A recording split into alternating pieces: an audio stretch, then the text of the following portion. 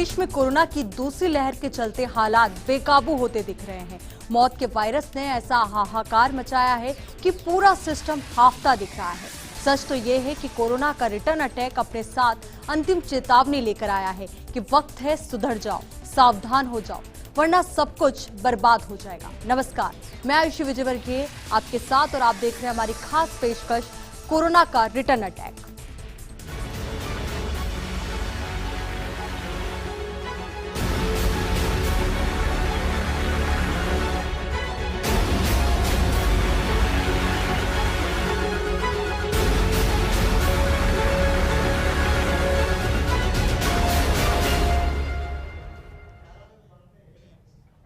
दिल्ली की बात हो या फिर जिक्र देश के आर्थिक राजधानी मुंबई का हो, हर जगह साल 2020 की तरह ही सन्नाटा सा पसर गया है। ऐसे में एक और बेबस जनता है जो बेहतर इलाज के लिए दर दर की ठोकर खा रही है, तो दूसरी ओर देश भर में हमारा सिस्टम महज तमाशबीन सा नजर आ रहा है।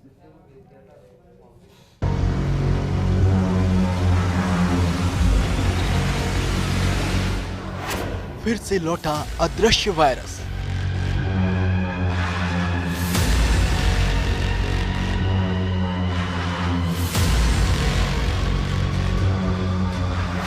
दिल्ली से मुंबई तक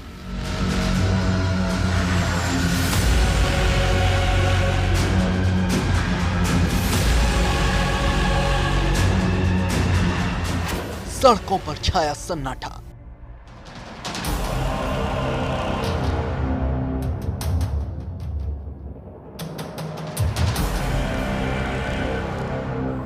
बेबस जनता, तमाशबीन सिस्टम।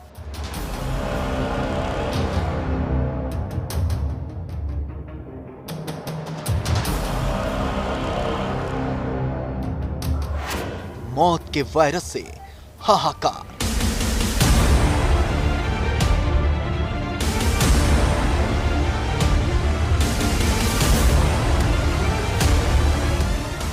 बेकाबू हालात, हाफता सिस्टम।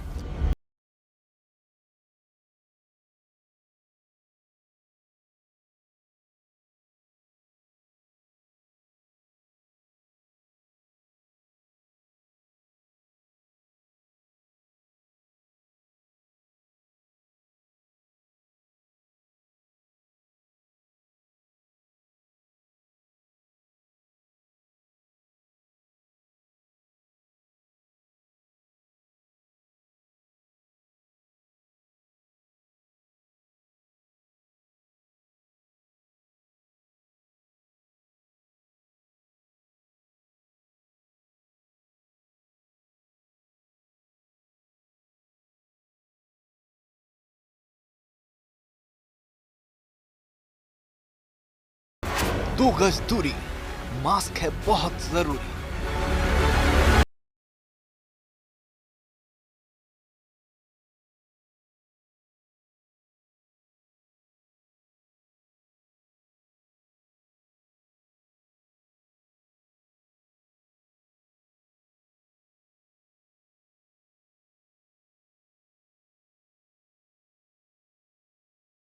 लखनऊ से लेकर भोपाल तक, दिल्ली से लेकर मुंबई तक हर ओर स्थिति बेकाबू है।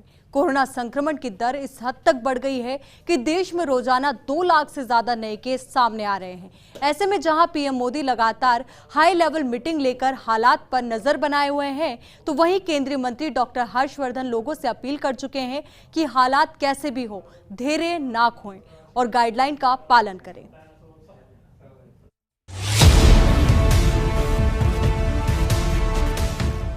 देश में कोरोना की स्थिति लगातार बिगड़ती जा रही है। रोज 2 लाख से ज्यादा नए मामले दर्ज किए जा रहे हैं और मौत का आंकड़ा तो और भी ज्यादा डरावना है। बढ़ते केस की वजह से देश के कई राज्यों में सिस्टम हाफता नजर आ रहा है, तो दूसरी ओर शमशान घाट और कब्रिस्तान सच्चाई को बखूबी बयां कर रहे हैं। यहाँ पर लाशों के ढेर लग गए हैं। ऐसे में जिम्मेदार हुक्मरान भले ही कुछ भी कहें, लेकिन जो तस्वीरें सामने आ रही हैं वो चीख चीख कर बता रही हैं कि हालात उससे कहीं ज्यादा बदतर होते जा रहे हैं, जितना शासन प्रशासन ने कभी सोचा भी नहीं होगा।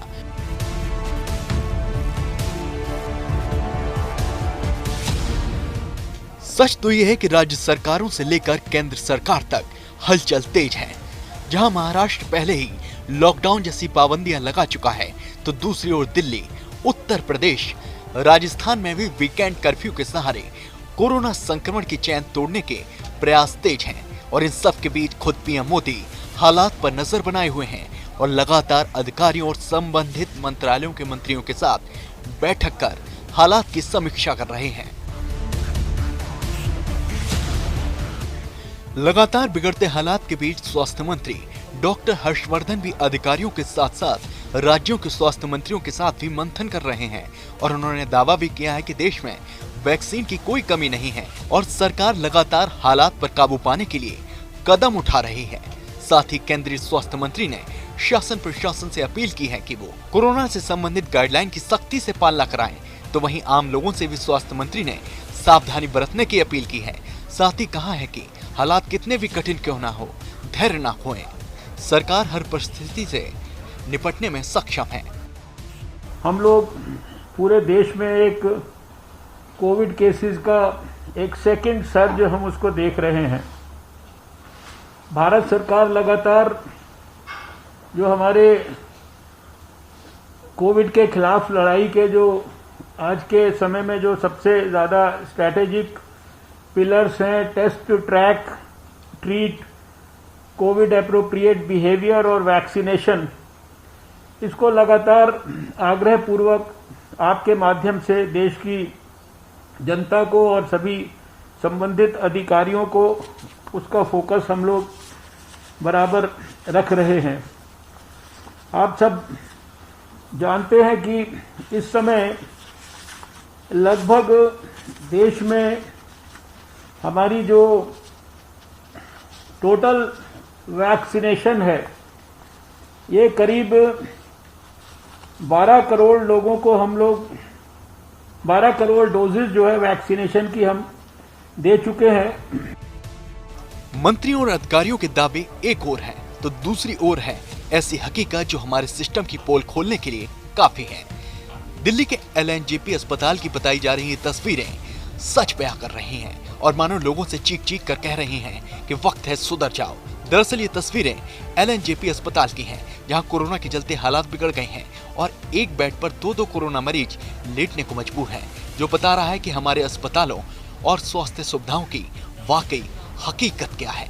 ये तो बस एक अस्पताल की तस्वीरें हैं, हालात लगभग हर जगह एक जैसे ही हैं। सच तो यह है कि राज्य बदलते हैं लेकिन तस्वीरें नहीं बदलती हैं। हर जगह हाहाकार मचा हुआ है। दिल्ली में तो खुद वहां के सीएम बोल चुके हैं कि दिल्ली में हालात बहुत खराब हो चुके हैं और संक्रमण की दर 30% तक हो गई है।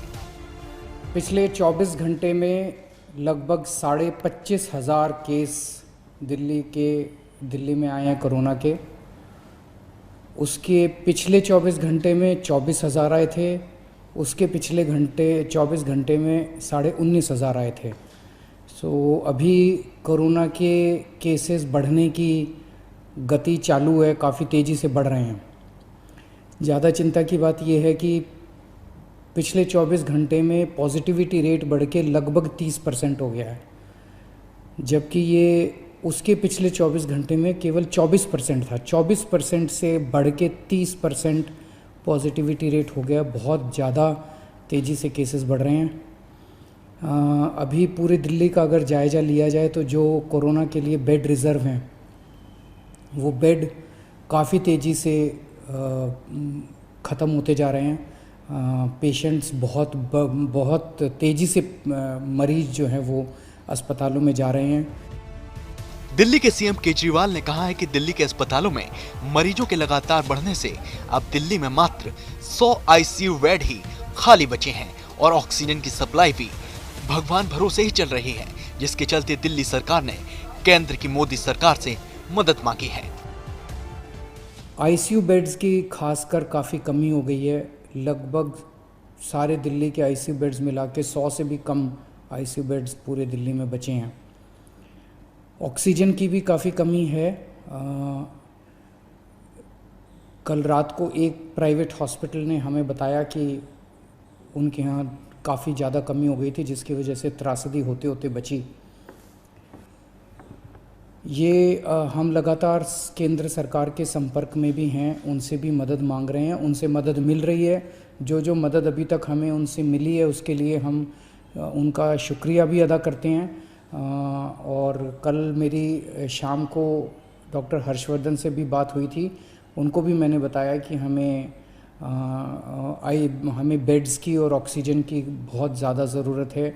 आज सुबह श्री अमित शाह जी से भी मेरी बात हुई फ़ोन के ऊपर, उनको भी मैंने बताया कि बेड्स की बहुत ज़्यादा ज़रूरत है।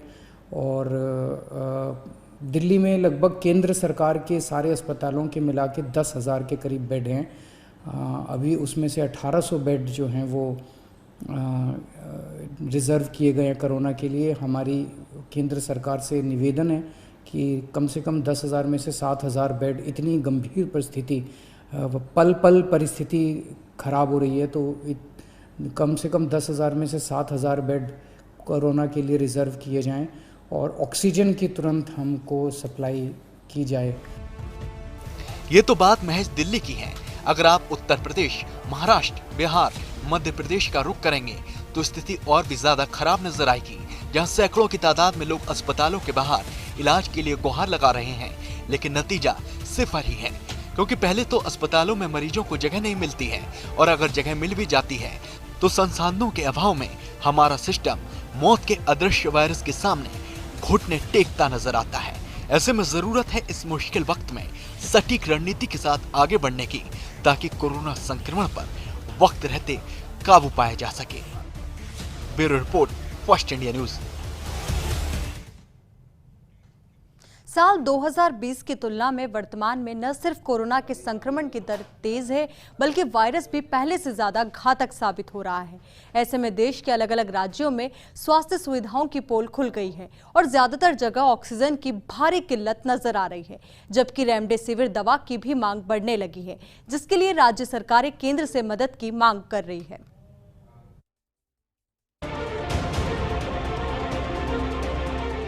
कोरोना से बिगड़ते हालात के बीच मध्य प्रदेश के भोपाल समेत कई जिलों के शमशानों की तस्वीरें सोशल मीडिया पर वायरल हुई हैं, तो उत्तर प्रदेश के लखनऊ और वाराणसी की भयावह हकीकत भी किसी से छिपी नहीं है, जिसको लेकर ये कहना गलत नहीं होगा कि कोरोना की दूसरी लहर ने सब कुछ बदल कर रख दिया है और इस बार कोरोना का संक्रमण और भी ज्यादा घातक साबित हो रहा है। ऐसे में पूरे देश में कोरोना के खात्मे के लिए जारी वैक्सीनेशन प्रक्रिया में वक्त रहते सुधार की अपील की जा रही है, तो वहीं लगातार राज्यों की तरफ से केंद्र से ऑक्सीजन और कोरोना से संबंधित दवाइयों की भी मांग की जा रही है, जिसमें रेमडेसिविर भी शामिल है। मुश्किल वक्त में राजस्थान के सीएम गहलोत कोरोना संक्रमण की बढ़ती दर को लेकर गंभीर हैं और लगातार बैठकों के जरिए हालात की समीक्षा कर रहे हैं। सीएम गहलोत कह चुके हैं कि इस बार हालात बहुत बुरे हैं। भले ही राजस्थान की हालत अन्य राज्यों की तुलना में बेहतर है, लेकिन दूसरे राज्यों के हालात सोचने पर मजबूर करते हैं कि देश किस ओर जा रहा है। इसके अंदर जो आई है वो बहुत ही घातक है। उसकी फैलने की रफ्तार भी बहुत तेज है, इसलिए परिवार के परिवार गिर जाते हैं आपस के अंदर, इतनी तेज रफ्तार है। नौजवानों को पहले कम होते रहा, बुजुर्गों को ज्यादा इफेक्ट होते थे, अब तो नौजवान भी, छात्र भी और बच्चे भी आने लग गए हैं। मृत्यु दर बहुत ज्यादा हो गई है, कोई सोच नहीं सकता था। राजस्थान के आंकड़े भी अभी आपने देखे, कोई कल्पना नहीं कर सकता था कि राजस्थान में भी प्रतिदिन 30, 35, 40 तक पहुंच जाएंगे, सोचा भी नहीं था। कल जोधपुर में 17 पहुंच गए, आज कोटा में 10 पहुंच गए, और बाकी राज्यों में आप देख रहे हो क्या हो रहा है। महाराष्ट्र में भी, यूपी में भी, गुजरात के अंदर भी, दिल्ली में भी, सब जगह आग लगी हुई एक प्रकार से। ऑक्सीजन, दवाइयां जो रेमडेसिविर या अन्य दवाइयां, सबकी मांग एक साथ में पूरे मुल्क में उठ रही है कि कल प्रधानमंत्री जी को सिर्फ और सिर्फ इसलिए ऑक्सीजन, दवाइयों की जो कमी है उसका मैनेजमेंट कैसे करें, उसके ऊपर उनको अपोजिशन पार्टी अधिकारियों के साथ मीटिंग करनी पड़ी। उच्च अंदाज कर सकते हैं हम किस दिशा में जा रहे हैं। हालात इतने खराब हैं कि कई राज्य ऑक्सीजन के लिए अपने पड़ोसी राज्यों पर निर्भर दिख रहे हैं।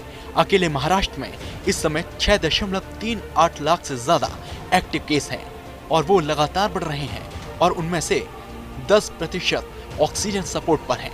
ऐसे में राज्य में ऑक्सीजन की डिमांड लगातार बढ़ रही है, लेकिन सप्लाई में दिक्कत हो रही है। अभी की बात करें तो महाराष्ट्र की ऑक्सीजन आपूर्ति छत्तीसगढ़ और गुजरात के जरिए पूरी हो रही है। दोनों ही राज्यों की तरफ से महाराष्ट्र को 50 टन ऑक्सीजन दी जा रही है। वहीं मध्य प्रदेश की स्थिति चिंता बढ़ाने वाली है। केस तो फुल स्पीड से बढ़ रहे हैं, लेकिन ऑक्सीजन और बेड के इंतजाम कम पड़ रहे हैं। इसकी बड़ी वजह यह है कि मध्य प्रदेश के पास खुद का ऑक्सीजन मैन्युफैक्चरिंग प्लांट नहीं है। राज्य की ऑक्सीजन आपूर्ति गुजरात, छत्तीसगढ़ और उत्तर प्रदेश के ऊपर निर्भर है और इसके जरिए ही आपूर्ति हो रही है। गुजरात में भी कोरोना ने ऐसे पैर पसार लिए हैं कि अब राज्य में प्रतिदिन ऑक्सीजन की डिमांड 500 टन तक जा पहुंची है।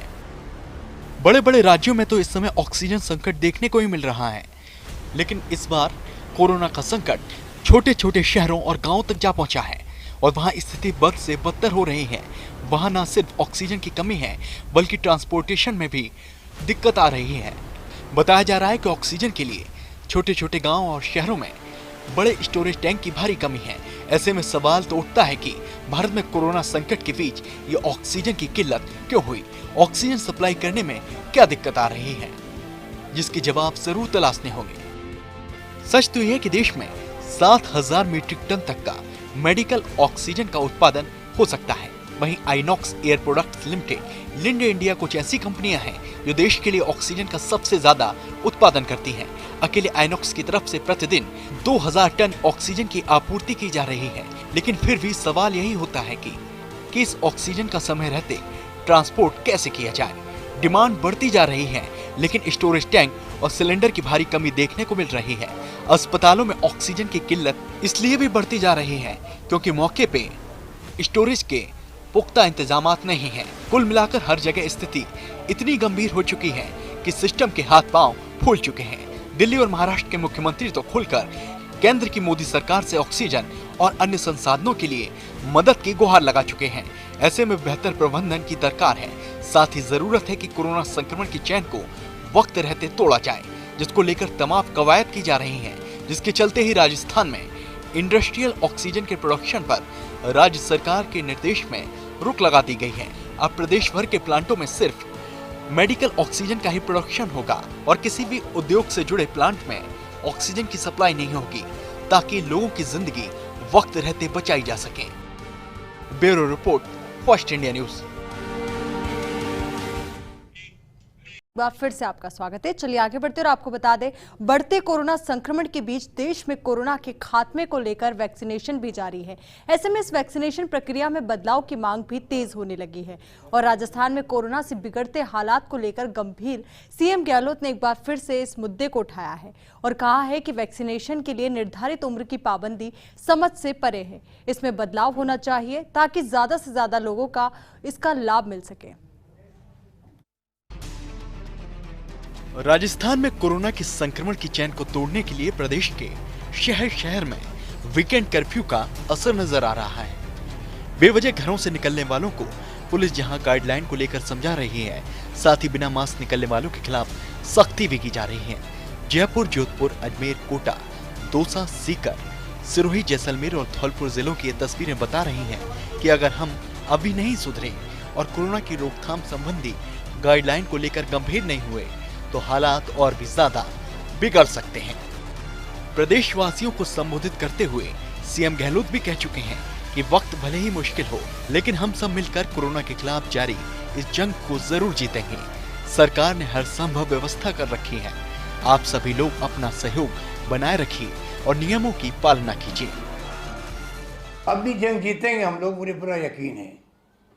आप सब कॉन्फिडेंस बना रहे, हौसला बुलंद रखें। सरकार आपके साथ खड़ी मिलेगी। सारी व्यवस्था हमने करी है, आने वाले वक्त में और हम करेंगे। पूरी तरह हम लोग लगातार गांव के सरपंच पंच तक संपर्क में रहना चाहते हैं। प्रदेशवासियों के तमाम संगठनों से मैंने बातचीत करी है, धर्मगुरुओं से बात करी है, जिससे बात करी है, सब लोगों ने विश्वास दिलाया कि हमें जो माहौल बन गया है, हालात हो गए हैं, उसके अंदर हमें सख्त कार्रवाई करनी पड़ेगी, उसके बगैर काम नहीं चलेगा। मैं आपसे अपील करूंगा अंत में कि कृपा करके आप जो फैसले किए सरकार ने उसको इम्प्लीमेंट करने में आप सहयोग करें। ये सच है कि बेहतर प्रबंधन के दम पर इस बार भी कोरोना के खिलाफ जंग को जीता जा सकता है, लेकिन उसके लिए उचित कदम उठाने होंगे। दरअसल एक ओर देश में कोरोना के संक्रमण की दर तेजी से बढ़ रही है, तो दूसरी ओर वैक्सीनेशन अभियान भी चल रहा है, जिसमें सुधार की मांग तेजी से उठ रही है। दरअसल वैक्सीनेशन के लिए मिनिमम एज के क्राइटेरिया में बदलाव को लेकर सीएम गहलोत पहले ही इशारा कर चुके हैं, ताकि सभी जरूरतमंदों को भी वक्त रहते वैक्सीन का लाभ मिल सके। इफेक्ट हुआ है, परंतु सीरियस नहीं है वो लोग। हम सबको वैक्सीन लगानी है। भारत ने कहा कि मैं नीति को ठीक नहीं मानता हूं कि पहले 60+, उसके बाद में क्या कहते हैं फ्रंट लाइनर, उसके बाद में फिर आप 45 के ऊपर आ गए। इसकी जरूरत नहीं थी। इस वैक्सीन के काम को विशेषज्ञ की राय ओपन करना चाहिए था, पब्लिक के लिए, प्राइवेट सेक्टर के लिए। जो वैक्सीन मंगाता बाहर से, विदेशों से मंगाते, कहीं से मंगाते, आवश्यकता अनुसार व्यक्ति अपने हिसाब से, अपनी क्षमता से वो खरीद लेता और लगा लेता। अधिकांश जनता लग जाती। जितना ज्यादा वैक्सीन होगा उतनी ज्यादा ये प्रॉब्लम कम होती, क्योंकि उसकी संभावना कम हो जाती है। कांग्रेस वर्किंग कमेटी की बैठक में भी इस मसले पर मंथन हुआ था और कांग्रेस अध्यक्षा सोनिया गांधी ने केंद्र सरकार से वैक्सीनेशन में सुधार की अपील की थी। India has already exported nearly 6.5 crore COVID-19 vaccine dosages to other countries. Considering the highest infection rate in the world in our own country, shouldn't vaccine export be held back and priority given to protect our citizens? Government must also reconsider its priority for vaccine candidates by reducing the immunization age to 25 years and above, as also to all younger persons with at-risk health disorders like asthma, angina, diabetes, kidney and liver diseases, and other similar ailments. वहीं अन्य विपक्षी पार्टियां भी सरकार से vaccination प्रक्रिया में सुधार की मांग कर रही हैं, ताकि लोगों को वैक्सीनेशन अभियान का अधिक से अधिक लाभ मिल सके। देखिए, मेरा मानना है कि जब तक उनकी जो पिछली बार भी एक कमेटी बना रहे थे, जिन्होंने असेंबली में उन्होंने घोषणा की थी, वो कोरोना को डील करने की टास्क फोर्स या कमेटी कभी बनी ही नहीं। और टेस्टिंग को लेकर के एक प्रमुख अंग्रेजी दैनिक ने तो पोल खोल के रख दी कि कैसे एक ही मोबाइल नंबर पर कितने सारे टेस्ट के आंकड़े दर्ज थे। ईश्वर ही बिहार को बचाए। अभी भी बिहार का जो आंकड़ा है वो है 20 से 40-45 के एज ग्रुप में। क्या नीतीश जी केंद्र को मांग नहीं कर सकते? क्या लाचारी है कि वैक्सीन स्ट्रैटेजी बदली जाए? हमने यहाँ कहा आपको इन चीजों को, जो जमीनी हकीकत है, कुछ भी पब्लिक डोमेन में बिहार को लेकर के नहीं है। बिहार देश के लिए सामूहिक चिंता का विषय हो चला। दूसरी ओर केंद्र सरकार का भी रुख साफ है कि इस मुश्किल वक्त में पैनिक नहीं बल्कि प्रिकॉशन पर फोकस करने की सबसे ज्यादा जरूरत है। अगर हम सावधानी बरतेंगे तो कोरोना को शिकस्त जरूर दे पाएंगे। हमें लगता है कि एहतियात और साथ साथ जो भी स्वास्थ्य के लिए, सेहत के लिए जो दवाएं हैं, वो दोनों चीज़ें ज़रूरी है। हमें संयम भी ज़रूरी है, सावधानी भी ज़रूरी है, और उसके साथ साथ जो वैक्सीनेशन का अभियान चल रहा है, कार्यक्रम चल रहा है, और हमारा इतना बड़ा देश है, हमारे देश में दुनिया का सबसे बड़ा वैक्सीनेशन प्रोग्राम चल रहा है, ये सभी लोग जानते हैं। लेकिन उसके साथ ही साथ जो कोरोना के प्रोटोकॉल हैं, जो भी राज्य सरकारें हैं, जो भी अलग अलग जगहों पर प्रोटोकॉल जो भी आवश्यक हैं वो किए जा रहे हैं, केंद्र सरकार की तरफ से किया जा रहा है, उसे सबको पूरी मुस्तैदी के साथ उसका पालन करना चाहिए। सियासत अपनी जगह है, लेकिन कोरोना के कहर की सच्चाई को भी दरकिनार नहीं किया जा सकता। ऐसे में स्थिति पर काबू पाने के लिए शासन प्रशासन के साथ साथ आम लोगों की भी जिम्मेदारी अहम हो जाती है, क्योंकि इस मुश्किल वक्त में 2 गज की दूरी मास्क है जरूरी का स्लोगन कोरोना की रामबाण इलाज से कम नहीं है अगर इस पर अमल किया जाए। Bureau report, first India news.